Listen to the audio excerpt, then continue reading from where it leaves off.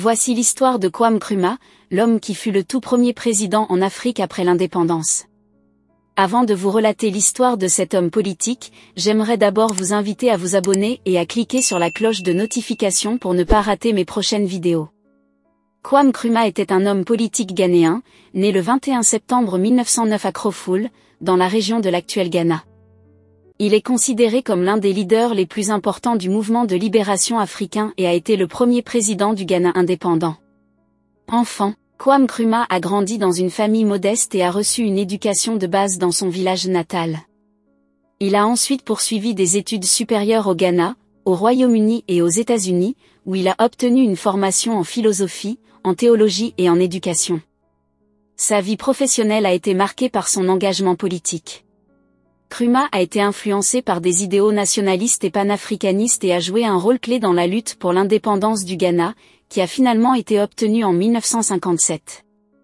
En tant que dirigeant politique, Kwame Nkrumah a mis en place des politiques progressistes visant à moderniser le Ghana et à promouvoir le bien-être de sa population.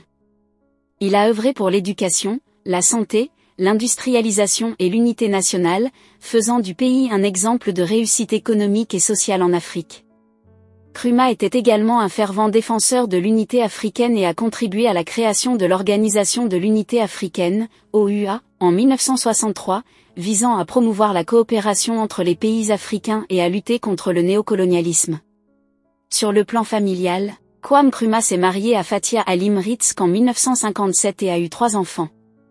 Malgré ses succès politiques, Kwame Nkrumah a également fait face à des critiques et à des oppositions internes.